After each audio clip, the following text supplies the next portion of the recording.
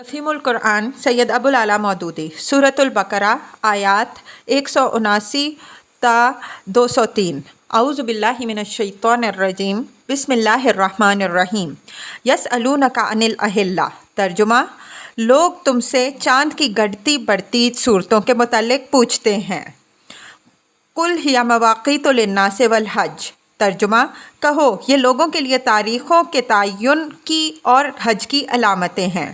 تفسیر چاند کا گھٹنا اور بڑھنا ایک ایسا منظر ہے جس نے ہر زمانے میں انسان کی توجہ کو اپنی طرف کھینچا ہے اور اس کے متعلق طرح طرح کے اوہام و تخیلات اور رسوم دنیا کی قوموں میں رائج رہے ہیں اور اب تک رائج ہیں۔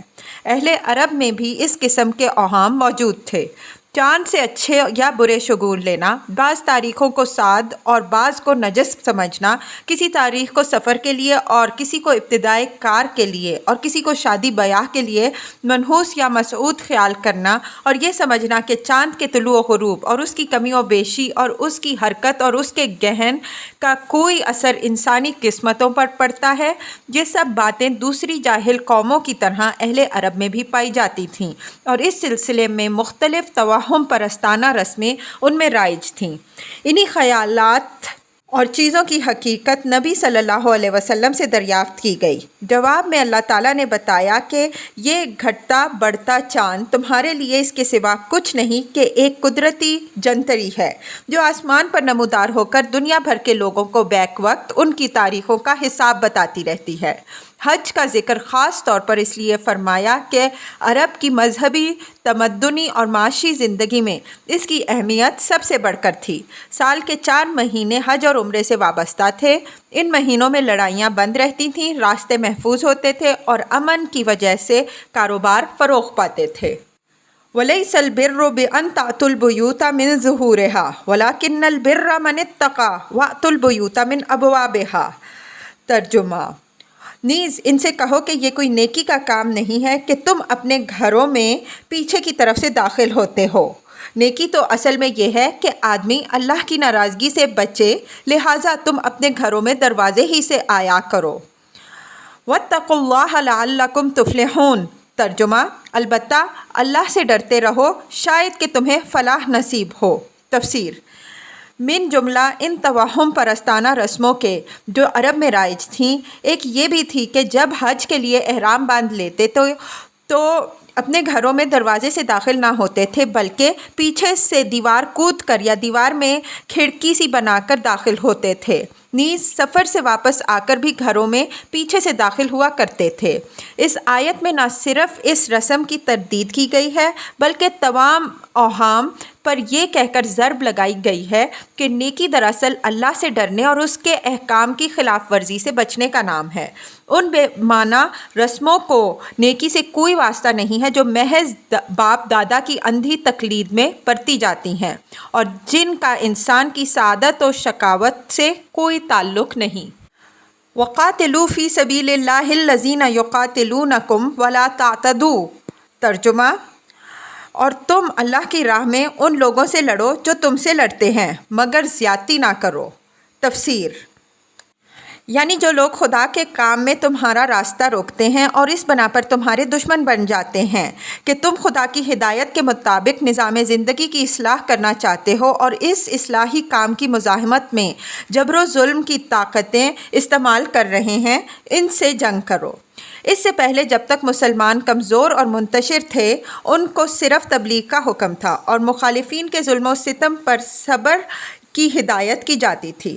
اب مدینے میں ان کی چھوٹی سی شہری ریاست بن جانے کے بعد پہلی مرتبہ حکم دیا جا رہا ہے کہ جو لوگ اس دعوت اصلاح کی راہ میں مسلح مزاحمت کرتے ہیں ان کو تلوار کا جواب تلوار سے دو۔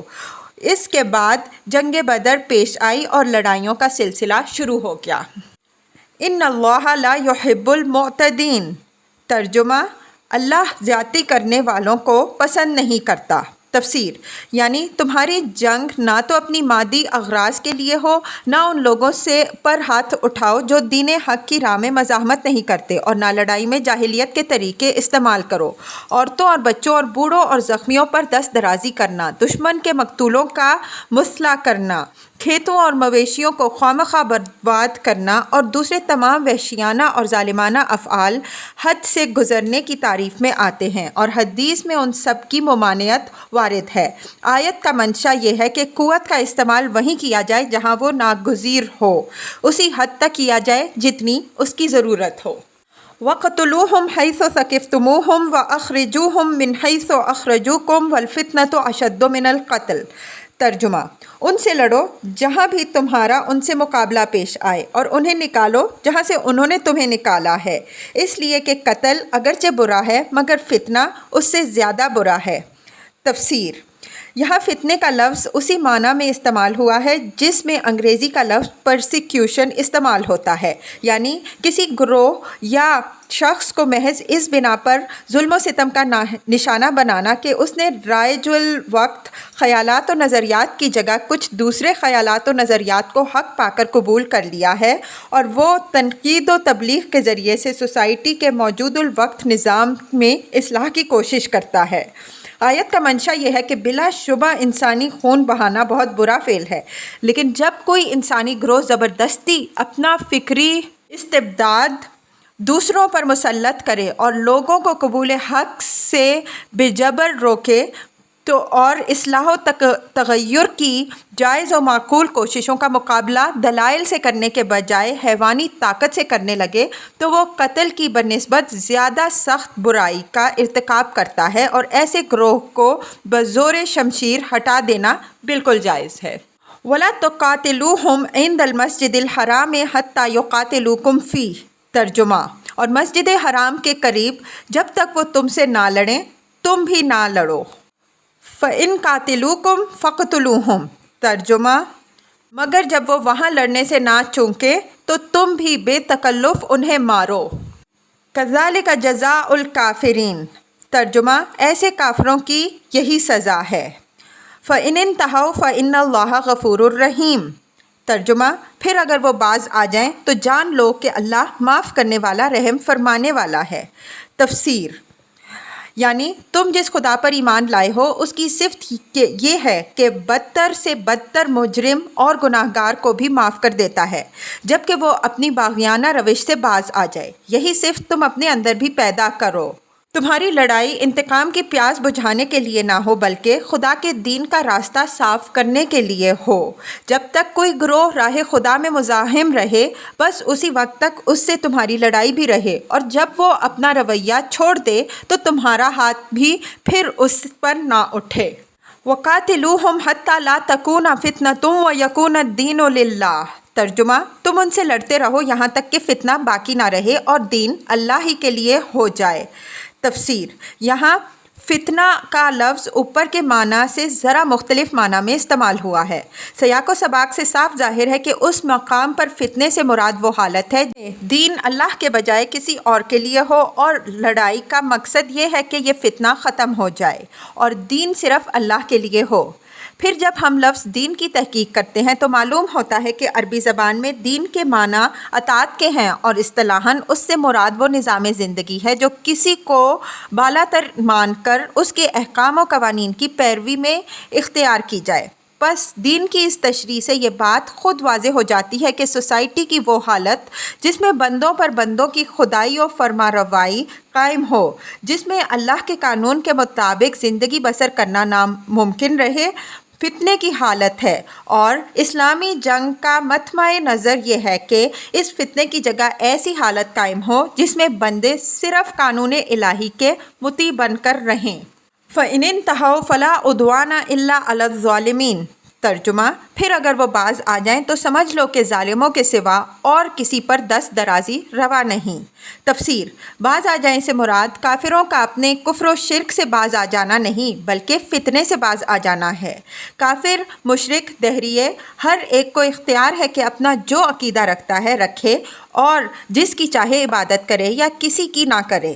اس گمراہی سے اس کو نکالنے کے لیے ہم اسے فہمائش اور نصیحت کریں گے مگر اس سے لڑیں گے نہیں، لیکن اسے یہ حق ہرگز نہیں ہے کہ خدا کی زمین پر خدا کے قانون کے بجائے اپنے باطل قوانین جاری کرے اور خدا کے بندوں کو غیر از خدا کسی کا بندہ بنائے۔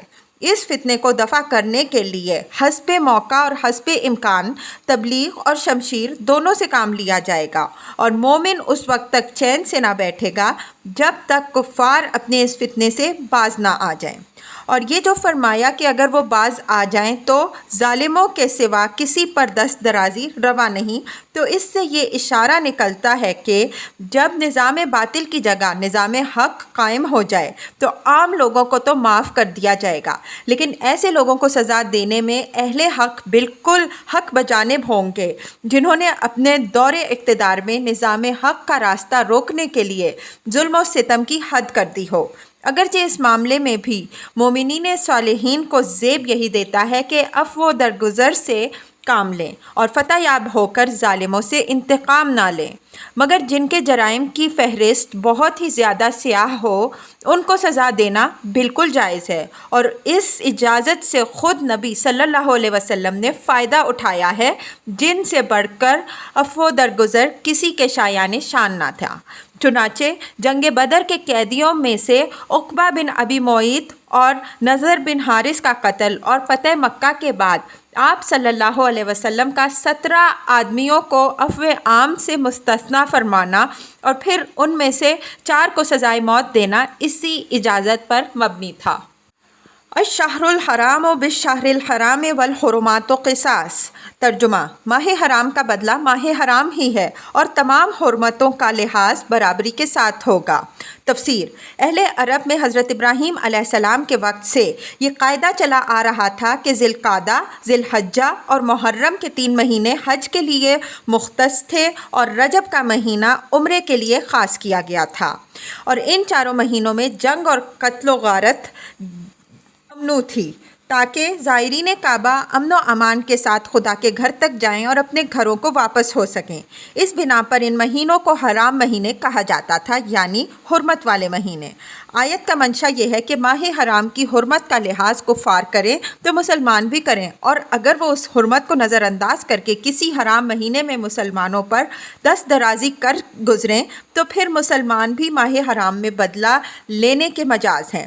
اس اجازت کی ضرورت خاص طور پر اس وجہ سے پیش آ گئی تھی کہ اہل عرب نے جنگ و جدل میں لوٹ مار کی خاطر اسی کا قاعدہ بنا رکھا تھا، جس کی روح سے وہ اگر کسی سے انتقام لینے کے لیے یا غارت گری کرنے کے لیے جنگ چھیڑنا چاہتے تھے تو وہ کسی حرام مہینے میں اسے چھاپا مار دیتے اور پھر اس حرام مہینے کی جگہ کسی دوسرے حلال مہینے کو حرام کر دیتے، گویا اس حرمت کا بدلہ پورا کر دیتے تھے۔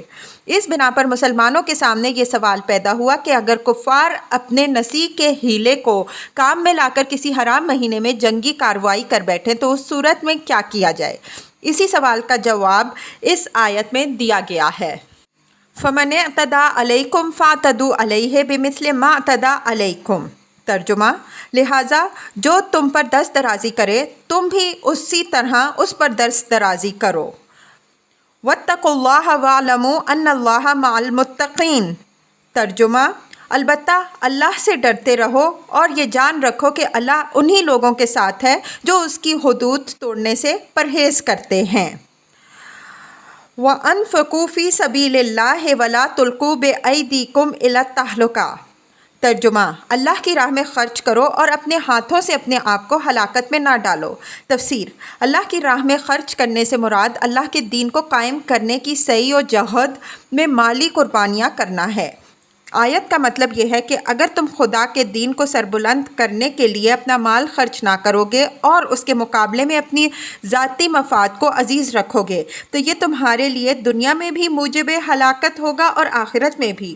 دنیا میں تم کفار سے مغلوب اور ذلیل ہو کر رہو گے اور آخرت میں تم سے سخت باز پرس ہوگی۔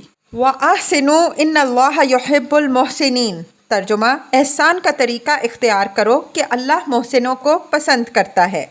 تفسیر: احسان کا لفظ حسن سے نکلا ہے، جس کے معنی کسی کام کو خوبی کے ساتھ کرنے کے ہیں۔ عمل کا ایک درجہ یہ ہے کہ آدمی کے سپرد جو خدمت ہو اسے بس کر دے، اور دوسرا درجہ یہ ہے کہ اسے خوبی کے ساتھ کرے، اپنی پوری قابلیت اور اپنے تمام وسائل اس میں صرف کر دے اور دل و جان سے اس کی تکمیل کی کوشش کرے۔ پہلا درجہ محض طاعت کا درجہ ہے جس کے لیے صرف تقوی اور خوف کافی ہو جاتا ہے، اور دوسرا درجہ احسان کا درجہ ہے جس کے لیے محبت اور گہرا قلبی لگاؤ درکار ہوتا ہے۔ اتم الحج والعمرۃ للہ۔ ترجمہ: اللہ کی خوشنودی کے لیے جب حج اور عمرے کی نیت کرو تو اسے پورا کرو۔ فَإِنْ أُحْصِرْتُمْ فَمَا اسْتَيْسَرَ مِنَ الْهَدْيِ۔ ترجمہ: اور اگر کہیں گھر جاؤ تو جو قربانی میسر آئے اللہ کی جناب میں پیش کر دو۔ تفسیر: یعنی اگر راستے میں کوئی ایسا سبب پیش آ جائے جس کی وجہ سے آگے جانا غیر ممکن ہو اور مجبوراً رک جانا پڑے تو اونٹ، گائے، بکری میں سے جو جانور بھی میسر ہو اللہ کے لیے قربان کر دو۔ وَلَا تَحْلِقُوا رُؤُوسَكُمْ حَتَّى يَبْلُغَ الْهَدْيُ مَحِلَّهُ۔ ترجمہ: اور اپنے سر نہ مونڈو جب تک کہ قربانی اپنی جگہ نہ پہنچ جائے۔ تفسیر: اس امر میں اختلاف ہے کہ قربانی کی اپنی جگہ پہنچ جانے سے کیا مراد ہے۔ فقہائے حنفیہ کے نزدیک اس سے مراد حرم ہے، یعنی اگر آدمی راستے میں رک جانے پر مجبور ہو تو اپنی قربانی کا جانور یا اس کی قیمت بھیج دے تاکہ اس کی طرف سے حدود حرم میں قربانی کی جائے، اور امام مالک اور شافعی رحمہم اللہ کے نزدیک جہاں آدمی گھر گیا ہو وہیں قربانی کر دینا چاہیے۔ سر مونڈنے سے مراد حجامت ہے، مطلب یہ ہے کہ جب تک قربانی نہ کر لو حجامت نہ کراؤ۔ فَمَنْ كَانَ مِنْكُمْ مَرِيضًا أَوْ بِهِ أَذًى مِّن رَّأْسِهِ فَفِدْيَةٌ مِّن صِيَامٍ أَوْ صَدَقَةٍ أَوْ نُسُك۔ ترجمہ: مگر جو شخص مریض ہو یا جس کے سر میں کوئی تکلیف ہو اور اس بنا پر اپنا سر منڈوائے تو اسے چاہیے کہ فدیے کے طور پر روزے رکھے یا صدقہ دے یا قربانی کرے۔ تفسیر: حدیث سے معلوم ہوتا ہے کہ نبی صلی اللہ علیہ وسلم نے اس صورت میں 3 دن کے روزے رکھنے یا 6 مسکینوں کو کھانا کھلانے یا کم از کم 1 بکری ذبح کرنے کا حکم دیا ہے۔ اذا امنتم۔ ترجمہ: پھر اگر تمہیں امن نصیب ہو جائے اور تم حج سے پہلے مکے پہنچ جاؤ۔ تفسیر: یعنی وہ سبب دور ہو جائے جس کی وجہ سے مجبوراً تمہیں راستے میں رک جانا پڑا تھا۔ چونکہ اس زمانے میں حج کا راستہ بند ہونے اور حاجیوں کے رک جانے کی وجہ زیادہ تر دشمن اسلام قبیلوں کی مزاحمت ہی تھی، اس لیے اللہ تعالیٰ نے اوپر کی آیت میں گھر جانے اور اس کے بالمقابل یہاں امن نصیب ہو جانے کے الفاظ استعمال کیے ہیں۔ لیکن جس طرح گھر جانے کے مفہوم میں دشمن کی مزاحمت کے علاوہ دوسرے تمام موانع بھی شامل ہیں، اسی طرح امن نصیب ہو جانے کا مفہوم بھی ہر مانع و مزاحم چیز کے دور ہو جانے پر حاوی ہے۔ فَمَن تَمَتَّعَ بِالْعُمْرَةِ إِلَى الْحَجِّ فَمَا اسْتَيْسَرَ مِنَ الْهَدْيِ۔ ترجمہ: تو جو شخص تم میں سے حج کا زمانہ آنے تک عمرے کا فائدہ اٹھائے وہ حسب مقدور قربانی کرے۔ فَمَن لَّمْ يَجِدْ فَصِيَامُ 3 أَيَّامٍ فِي الْحَجِّ وَسَبْعَةٍ إِذَا رَجَعْتُمْ تِلْكَ عَشَرَةٌ كَامِلَةٌ۔ ترجمہ: اگر قربانی میسر نہ ہو تو 3 دن کے روزے حج کے زمانے میں اور 7 گھر پہنچ کر اس طرح پورے 10 روزے رکھ لے۔ ذَلِكَ لِمَن لَّمْ يَكُنْ أَهْلُهُ حَاضِرِي الْمَسْجِدِ الْحَرَامِ۔ ترجمہ: یہ رعایت ان لوگوں کے لیے ہے جن کے گھر بار مسجد حرام کے قریب نہ ہوں۔ تفسیر: عرب جاہلیت میں یہ خیال کیا جاتا تھا کہ ایک ہی سفر میں حج اور عمرہ دونوں ادا کرنا گناہ عظیم ہے۔ ان کی خود ساختہ شریعت میں عمرے کے لیے الگ اور حج کے لیے الگ سفر کرنا ضروری تھا۔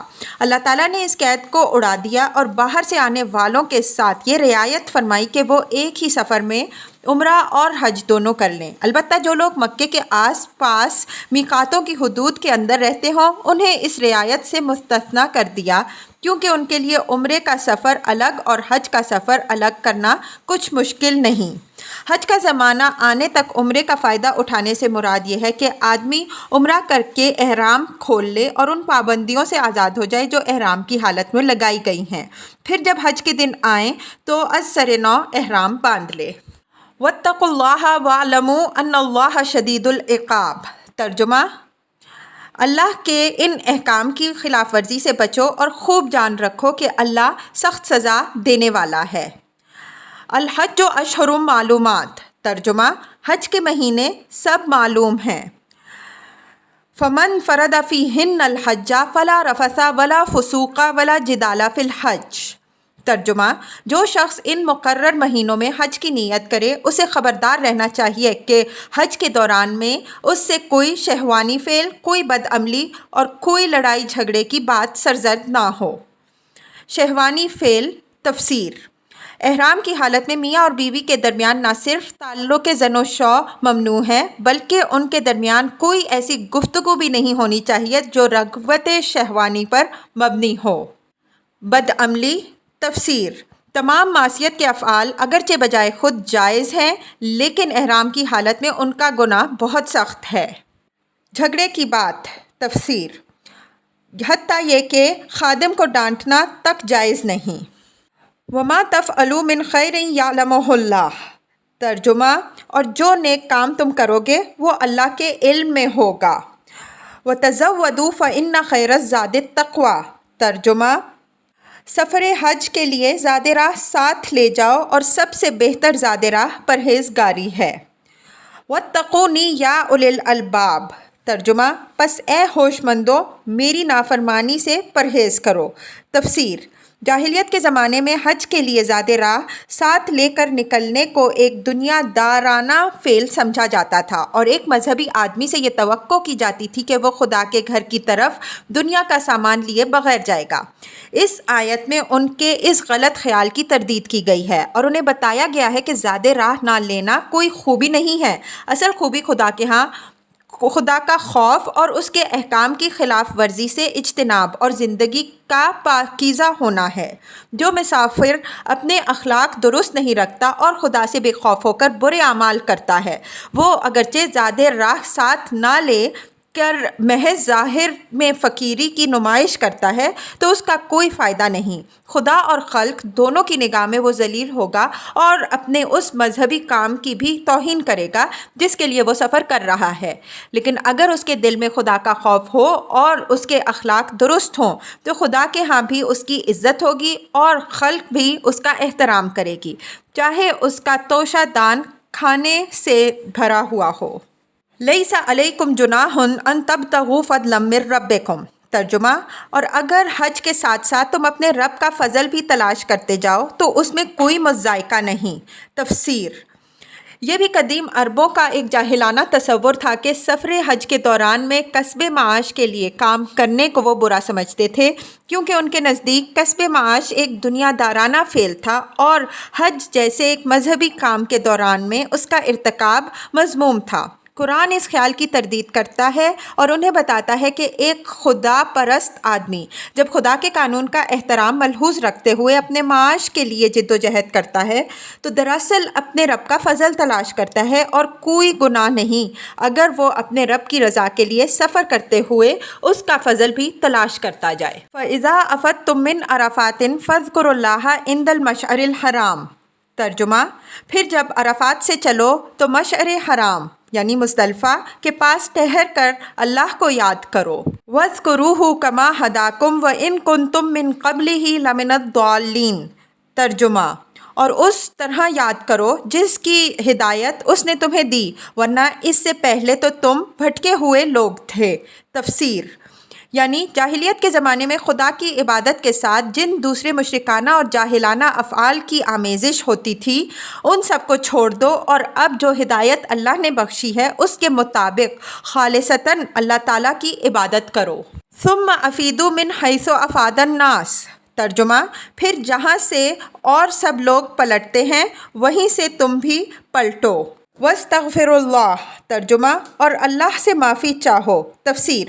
حضرت ابراہیم و اسماعیل علیہم السلام کے زمانے سے عرب کا معروف طریقہ حج یہ تھا کہ 9 ذی الحجہ کو منا سے عرفات جاتے اور رات کو وہاں سے پلٹ کر مزدلفہ میں ٹھہرتے تھے، مگر بعد کے زمانے میں رفتہ رفتہ قریش کی نیت قائم ہو گئی تو انہوں نے کہا کہ ہم اہل حرم ہیں، ہمارے مرتبے سے یہ بات فروتر ہے کہ عام اہل عرب کے ساتھ عرفات تک جائیں۔ چنانچہ انہوں نے اپنے لیے یہ شان امتیاز قائم کی کہ مزدلفہ تک جا کر ہی پلٹ آتے تھے اور عام لوگوں کو عرفات تک جانے کے لیے چھوڑ دیتے تھے۔ پھر یہی امتیاز بنی خزاعہ اور بنی کنانہ اور دوسرے ان قبیلوں کو بھی حاصل ہو گیا جن کے ساتھ قریش کے شادی بیاہ کے رشتے تھے۔ آخر کار نوبت یہاں تک آ پہنچی کہ جو قبیلے قریش کے حلیف تھے ان کی شان بھی عام عربوں سے اونچی ہو گئی اور انہوں نے بھی عرفات جانا چھوڑ دیا۔